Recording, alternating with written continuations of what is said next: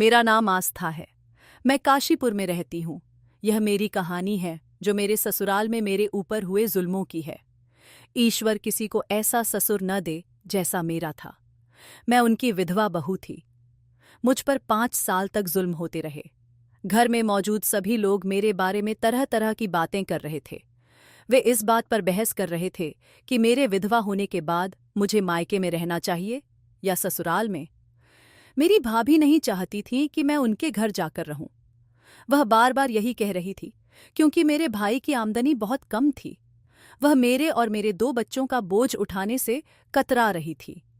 मेरा भाई भी किसी न किसी तरह मेरे ससुर से कह रहा था, आप आस्था को इस घर में जगह दे दीजिए, हमेशा हमेशा के लिए। आखिर वह भी तो इस घर की बहू है। मेरी माँ बेचारी चुपचाप वहां बैठी सबकी बातें सुनती रही। शायद वह कुछ करने की स्थिति में नहीं थी। वह भी भाई भाभी के सहारे ही अपनी जिंदगी गुजार रही थी। मैं चुपचाप सिर झुकाकर बैठी थी। न तो उनकी बहस में कुछ बोल सकती थी, न ही यह कह सकती थी कि मुझे आखिर करना क्या है। मेरे पति, जिनका नाम सोनू था, उनके जाने के बाद जैसे मेरी दुनिया ही उजड़ गई थी।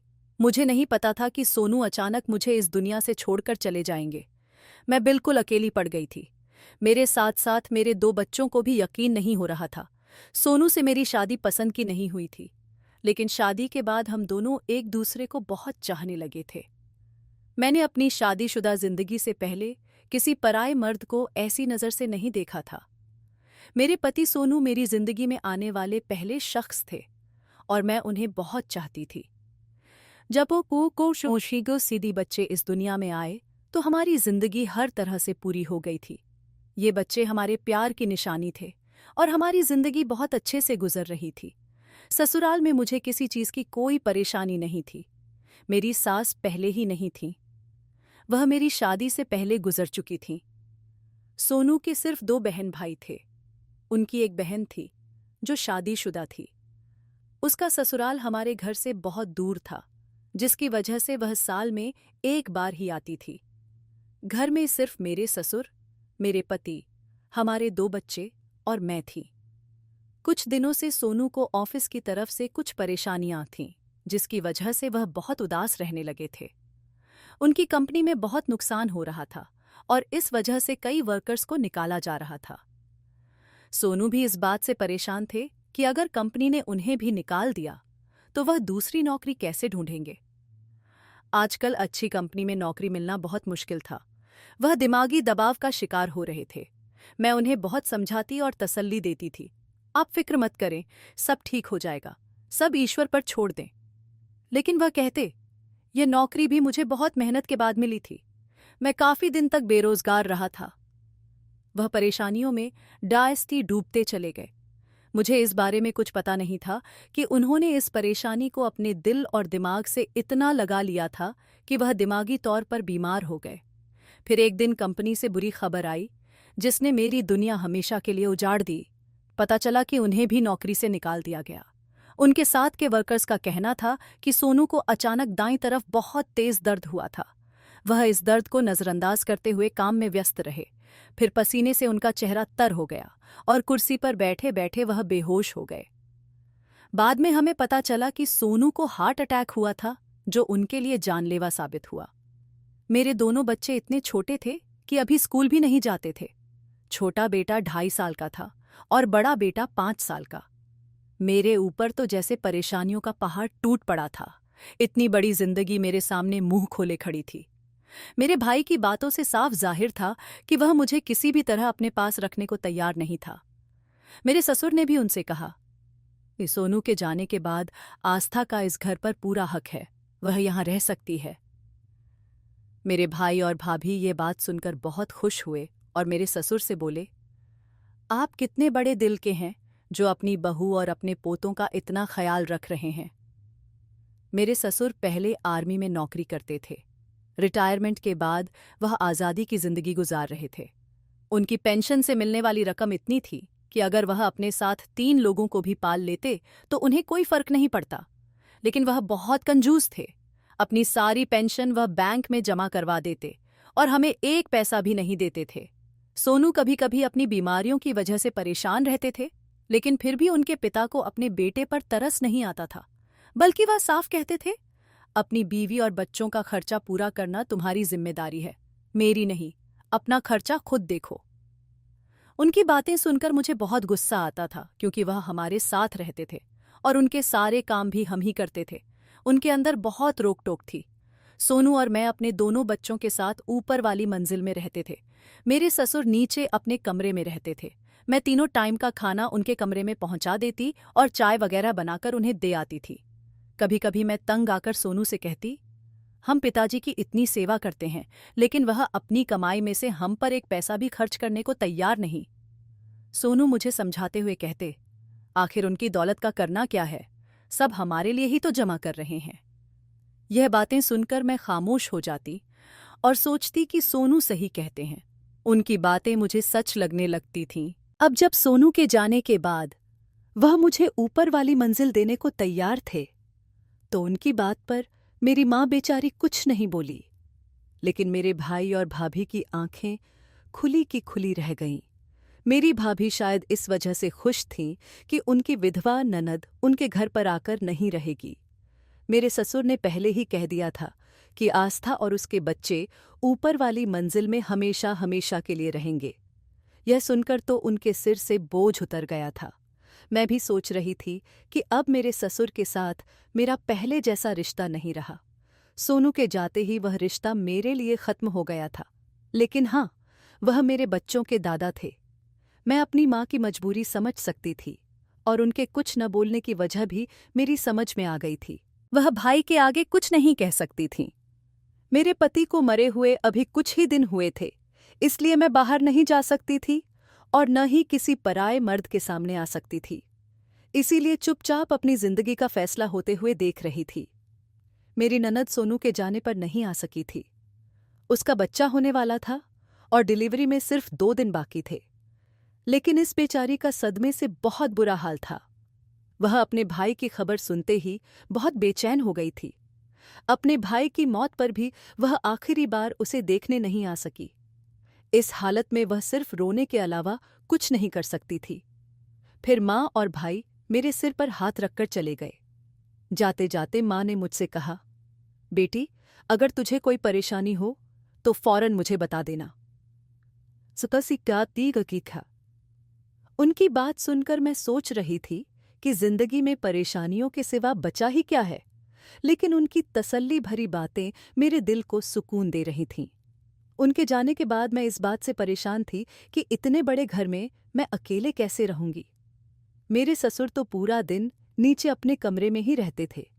वह कभी ऊपर नहीं आते थे, बल्कि मैं खाना देने और चाय देने की वजह से नीचे जाती थी। बच्चे भी खेलने की वजह से नीचे चले जाते थे। लेकिन मेरे ससुर को बच्चों में कोई खास दिलचस्पी नहीं थी। थोड़ी देर बाद वह बच्चों से कहते, ऊपर जाओ अपनी माँ के पास और वहीं खेलो। वह दूसरों की तरह बच्चों से खास प्यार नहीं करते थे।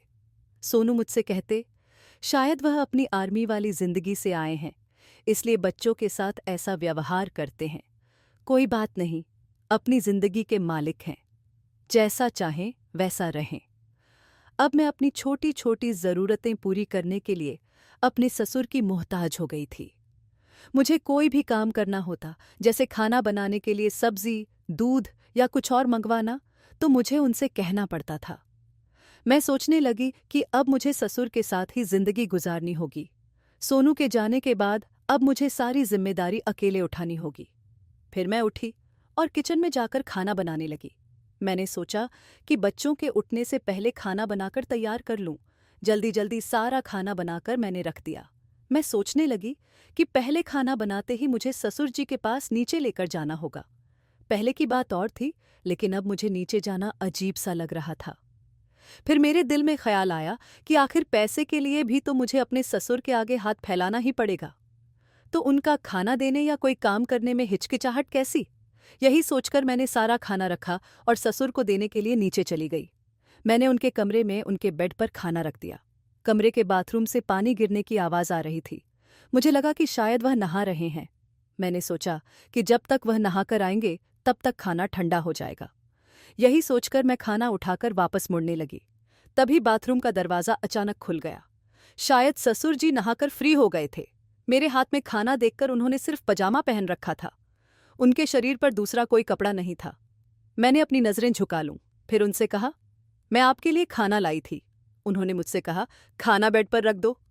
मैंने खाना उनके बेड पर रख दिया। मैं वापस मुड़ने ही लगी थी कि अचानक मैं अपने पीछे खड़े ससुर से टकरा गई। मैंने उनसे कहा, मुझे माफ कर दीजिए, मुझे नहीं पता था कि आप मेरे बिल्कुल पीछे खड़े हैं। वह भी माफी मांगने लगे और बोले, नहीं, मैं अपना चश्मा उठा रहा था। मैं जल्दी से घबराकर कमरे से बाहर चली गई। मुझे बहुत अजीब सा महसूस हो रहा था। मैं भागकर ऊपर अपने कमरे की तरफ चली गई। रसोई में सारा राशन खत्म हो गया था। मैं सोच रही थी कि ससुर जी से कहूं कि रसोई में राशन भरवा दें। मैं इस मौके की तलाश में थी कि ससुर जी से बात करूं। दोनों बच्चे जाग रहे थे, इसलिए मैंने उनके सामने बहुत सारे खिलौने रखकर उन्हें खेलने में लगा दिया। फिर खुद राशन की बात करने के लिए नीचे ससुर जी के कमरे में चली गई। वह बिस्तर पर लेटे हुए थे, लेकिन जाग रहे थे। कमरे में अंधेरा सा था और मुझे कुछ दिखाई नहीं दे रहा था। मैंने धीमी आवाज में उन्हें पुकारा, ससुर जी, मुझे आपसे कुछ बात करनी है। मेरी आवाज सुनते ही वह एकदम उठकर बैठ गए और इशारे से मुझे अपने पास बुलाया। बोले, यहां आओ, जो भी बात करनी है तसल्ली से बैठकर करो, मेरे पास आओ। उनका ऐसा कहना मुझे थोड़ा अजीब लगा, लेकिन राशन की बात करना जरूरी था, इसलिए मैं चुपचाप उनके सामने बेड की दूसरी तरफ बैठ गई। कमरे का माहौल अजीब और खौफनाक सा लग रहा था, क्योंकि हम दोनों अकेले थे। मुझे डर लग रहा था। फिर मैं जल्दी से उनसे बोली, ससुर जी, किचन का राशन खत्म हो गया है। आपकी मेहरबानी होगी अगर आप इसे फिर से भरवा दें। मेरी बात सुनकर वह बोले, क्यों नहीं, मैंने तुम्हारी जिम्मेदारी उठाई है। अब तुम्हें किसी भी चीज की परेशानी हो तो बिना हिचकिचाए मुझसे कह सकती हो। तुम्हें परेशान होने की कोई जरूरत नहीं। उनकी नजर मुझ पर जमी हुई थी। मैं नजरें झुकाकर बैठी थी। तभी वह बोले, आस्था, तुम्हें अपने पति की कमी तो महसूस होती होगी। उनके शब्द मुझे कुछ मतलबी से लगे। मैंने नजरें झुकाकर कहा, ससुर जी, सोनू की कमी तो मुझे हर वक्त सताती है। उनके जाने के बाद तो मेरी जिंदगी का मकसद ही जैसे खत्म हो गया हो। मैं उदास होकर कम शब्दों में उन्हें बता रही थी। फिर वह बोले, मुझे भी हर वक्त अपनी पत्नी की कमी महसूस होती है। उसके मरने के बाद कई साल गुजर गए, लेकिन मेरे दिल में कभी दूसरी शादी का ख्याल नहीं आया, हालांकि मुझे पत्नी की बहुत जरूरत थी। तुम देखो, मैं कितना सेहतमंद और फिट हूं। तुमने कभी नहीं सोचा कि मैं अपनी जिंदगी में किसी और औरत को ले आऊं? वह मेरा ध्यान अपनी ओर खींचने की कोशिश कर रहे थे। मैं सोचने लगी कि उनकी उम्र ज्यादा थी, लेकिन वह कहने से बूढ़े नहीं लगते थे। मैं जल्दी से वहां से उठना चाह रही थी। तभी अचानक उन्होंने मेरे हाथ पर अपना हाथ रख दिया और बोले, तुम किसी भी चीज के लिए परेशान मत होना। तुम्हारी जो भी ख्वाहिश या जरूरत हो, मुझे आकर बता सकती हो। मैं तुम्हारी हर तरह से मदद करूंगा। उनका हाथ मेरे हाथ पर था और मुझे बहुत अजीब लग रहा था। मैंने धीरे से अपना हाथ पीछे खींच लिया और जल्दी से बेड से उठकर खड़ी हो गई। फिर उनसे कहा, ससुर जी, आप जरूर राशन भरवा दीजिएगा। यह कहकर मैं फौरन सीढ़ियां चढ़ती हुई ऊपर चली गई। उनका हाथ मुझे अभी भी अपने हाथों पर महसूस हो रहा था और मुझे बिल्कुल अच्छा नहीं लग रहा था। न जाने क्यों मैं वॉश बेसिन के पास जाकर अपने हाथ साबुन से धोने लगी। सोनू के जाने के बाद मेरी जिंदगी में कोई ख्वाहिश या हसरत बाकी नहीं थी। मैं पूरी जिंदगी उनके नाम पर गुजारना चाहती थी। अगले दिन ससुर जी ने ढेर सारा राशन लाकर किचन में भरवा दिया। पैसों की उनके पास कोई कमी नहीं थी। इतने सालों से पेंशन की रकम उनके बैंक अकाउंट में सुरक्षित थी।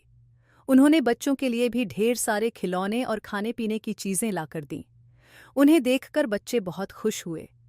मैं सोचने लगी कि सोनू की जिंदगी में उन्होंने कभी मेरे बच्चों पर ऐसा उपकार नहीं किया था। शायद अब वह सोच रहे हैं कि बच्चे यतीम हो गए हैं।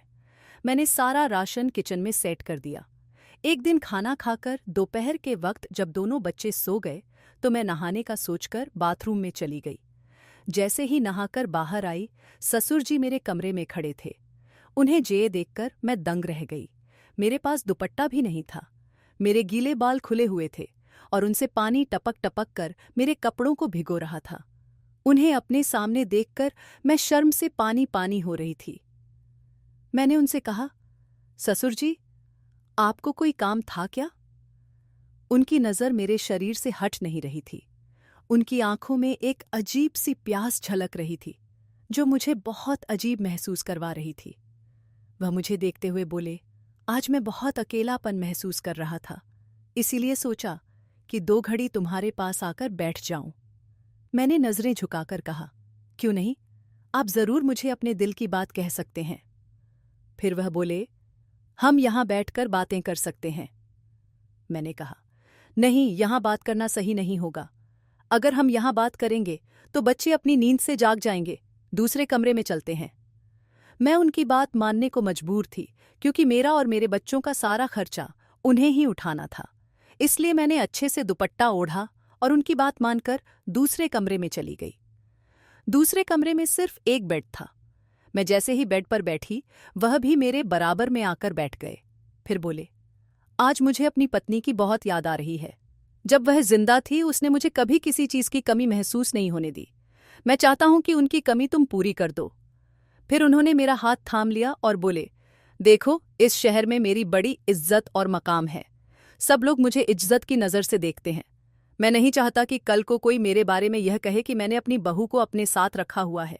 इसलिए तुम घर की बातें किसी के सामने नहीं करोगी और न ही यहाँ किसी औरत को ज्यादा मुंह लगाकर उसे घर बुलाओगी। मुझे अपने घर में औरतों का आना जाना ज्यादा पसंद नहीं। मैं उनकी बात हैरत से सुन रही थी। उनके अचानक हाथ पकड़ने से मैं परेशान हो गई थी।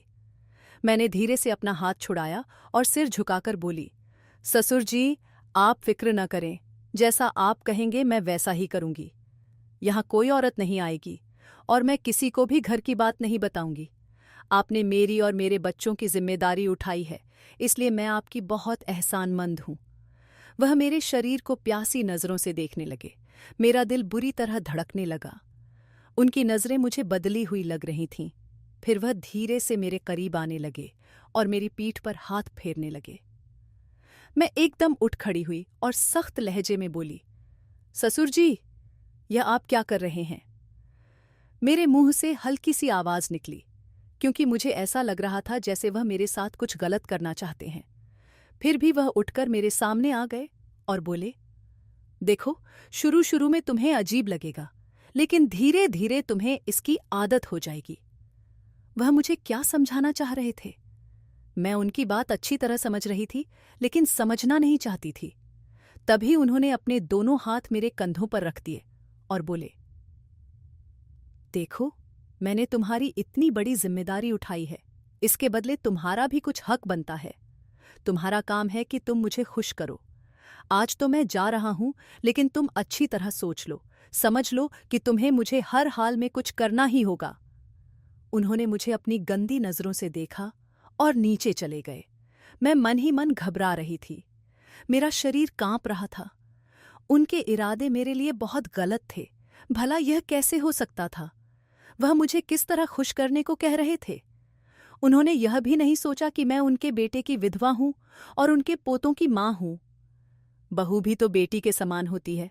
1-2 दिन ऐसे ही गुजर गए। मैं उनके सामने जाने से डर रही थी। जल्दी से नीचे खाना रखकर ऊपर आ जाती और कोशिश करती कि उनके कमरे में 1 मिनट भी न रुकूं। फिर वैसे हुआ उकिबिए के उसे असन्ने के एक हो। फिर एक दिन वह हुआ जिसकी मुझे बिल्कुल उम्मीद नहीं थी। मैं अपने कमरे में बच्चों के साथ सो रही थी। गर्मियों का मौसम था, जिसकी वजह से मैं कमरे का दरवाज़ा बंद नहीं कर सकती थी। कमरे में पंखा भी नहीं था। बाहर आंगन में सोते हुए मुझे डर लगता था, इसलिए मैं दरवाज़ा खोलकर बच्चों के साथ सो जाती थी। मैं नींद में थी। तभी मुझे ऐसा लगा जैसे मेरे करीब कोई खड़ा है और मुझे जागने की कोशिश कर रहा है। मैं नींद में उठी। मेरा दुपट्टा मेरे पास नहीं था। तभी मैंने अपनी सोई हुई आंखें खोलकर देखा तो ससुर जी मुझे जगा रहे थे।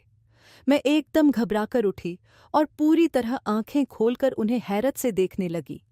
वह बोले, डरो मत, आस्था, मैं हूं। मुझे तुमसे काम था।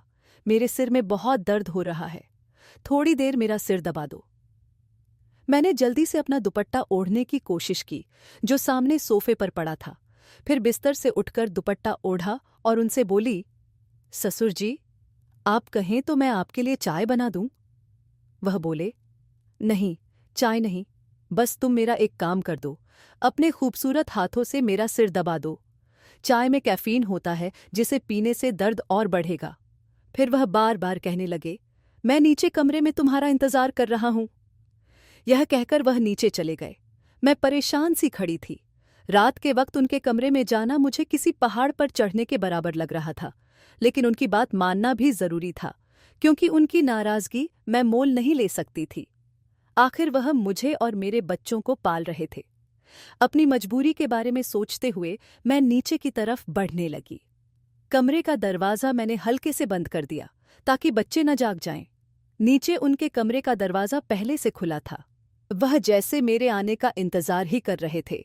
मुझे आते देख वह बेड पर लेट गए और बोले, जल्दी से मेरा सिर दबा दो, कब से मैं तुम्हारे आने का इंतजार कर रहा हूं। सोने की कोशिश कर रहा हूं लेकिन नींद नहीं आ रही।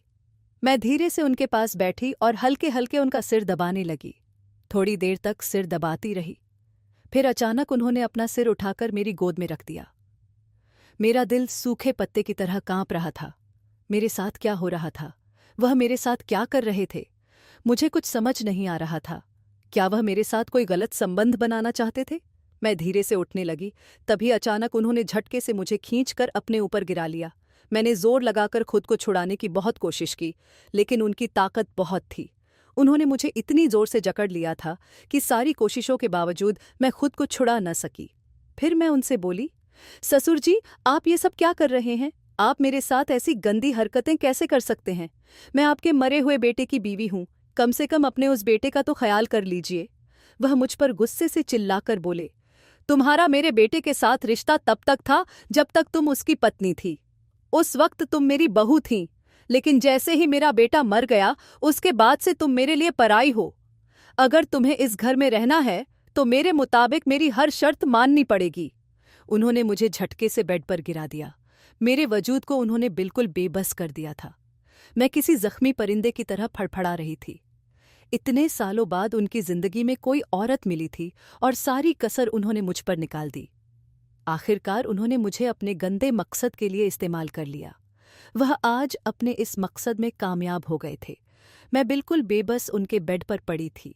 जब उनका मन मुझसे भर गया तो वह बोले, अब तुम ऊपर जाओ, और खबरदार, अगर तुमने किसी को इसके बारे में कुछ बताया, वैसे भी लोगों को पता है कि मैं कितना शरीफ इंसान हूं।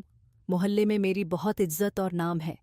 अगर तुमने किसी के सामने भी अपनी जुबान खोली तो मैं सबको यही कहूंगा कि अपने पति के मरने के बाद तुम मेरे साथ नाजायज संबंध बनाना चाहती थी। तुम्हारी बदचलनी साबित करने में मुझे चंद मिनट भी नहीं लगेंगे।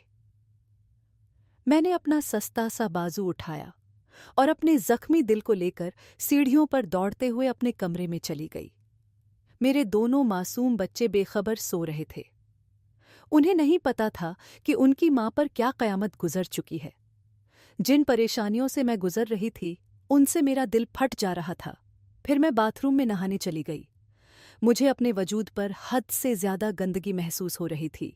दूसरी सुबह मेरे लिए उससे भी ज्यादा खतरनाक साबित हुई। मैं अपने जख्मी वजूद के साथ किचन में नाश्ता बना रही थी। मेरा दिल किसी काम को नहीं कर रहा था। मैं अब नीचे जाने से डरती थी, लेकिन मुझे अपने ससुर को नाश्ता भी देना था।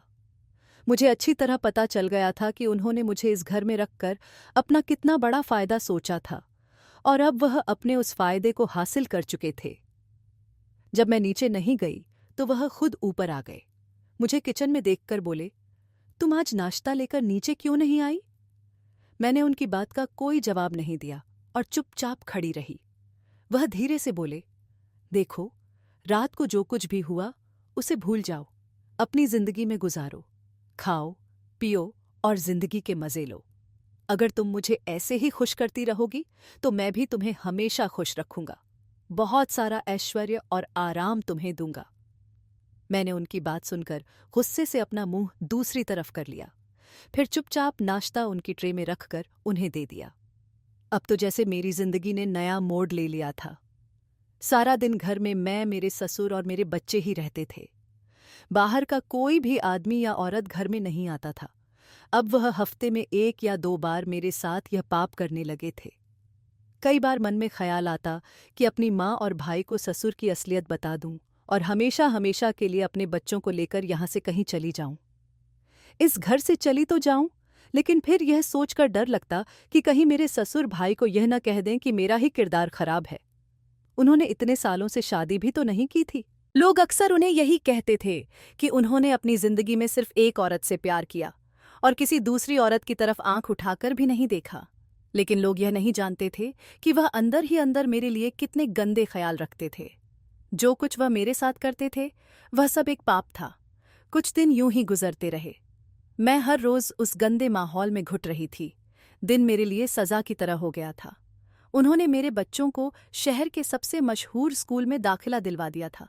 उनका कहना था, अगर तुम मेरा कहना ऐसे ही मानती रहीं तो मैं तुम्हारे बच्चों को यूं ही ऐशो आराम देता रहूंगा, उनके लिए हर अच्छी से अच्छी चीज घर में लाऊंगा। लेकिन मैं अंदर से खत्म होती जा रही थी। मुझे ऐसा लगता था जैसे मैं किसी दिन जहर की गोलियां खाकर अपनी जान ले लूं। हर दूसरे दिन उनके बिस्तर पर जाना मुझे ऐसा लगता था जैसे मैं जलते हुए अंगारों पर चल रही हूं। मैं हर रोज उस आग में जल रही थी और मेरी आत्मा उसमें भस्म होती जा रही थी। मुझे जीने से ज्यादा मरना आसान लगने लगा था। लेकिन जब मुझे अपने बच्चों का ख्याल आता तो सोचती कि मेरे मरने के बाद इन बच्चों का क्या होगा। ये बच्चे मेरे और सोनू की निशानी हैं। फिर एक दिन वह हुआ जिसकी मुझे बिल्कुल आशा नहीं थी। बच्चे स्कूल गए हुए थे। मेरे ससुर मुझे कमरे में बुला रहे थे। मेरा दिल चाह रहा था कि मैं किचन में रखा चाकू उठाकर उनका खून कर दूं। 5 साल से मैं यह सजा भुगत रही थी। अब मेरी बर्दाश्त की हद हो चुकी थी। वह मुझे खींचकर अपने कमरे में ले जा रहे थे। गलती से शायद उन्होंने अपने कमरे का दरवाज़ा खुला छोड़ दिया था। वह मुझे खींच रहे थे जैसे मैं कोई इंसान ही नहीं। लेकिन अचानक मेरी ननद कमरे में आ गई। पता नहीं वह कब आई। उसने अपनी आंखों से अपने पिता को मेरे साथ जोर जबरदस्ती करते हुए देख लिया। उसकी आंखों में अपने पिता के लिए सख्त नफरत थी। मैं जोर जोर से रो रही थी और कह रही थी, मुझे छोड़ दीजिए। मैं गिड़गिड़ाते हुए उनके आगे हाथ जोड़ रही थी। ससुर जी, भगवान के लिए बस करें, मुझे जाने दीजिए। मुझे अपने इन गुनाहों में शामिल मत कीजिए। लेकिन वह पापी आदमी मेरी मांग और मर्यादा को रौंदते हुए मुझे कमरे की तरफ खींचे जा रहा था। मेरी ननद यह सारा वाकया अपनी आंखों से देख रही थी। वह अपने पिता के पास आई और बोली, मैं सोचती थी कि मेरे पिता कितने बड़े दिल के इंसान हैं, जिन्होंने अपने बेटे के मरने के बाद उसकी विधवा बहू और बच्चों की जिम्मेदारी अपने सिर उठा ली। लेकिन मुझे नहीं पता था कि आप इतने घिनौने इंसान हैं जो अपनी बहू से अपनी हवस पूरी कर रहे हैं। आपने सोनू भाई की पत्नी को अपनी हवस को पूरा करने के मकसद से ही इस घर में जगह दी। काश आपने भाभी को गलत नजरों से देखने की बजाय एक बेटी की नजर से देखा होता। पिताजी, मुझे आपसे यह उम्मीद नहीं थी कि आप इतना गिर जाएंगे। आप एक घिनौना इंसान साबित हुए।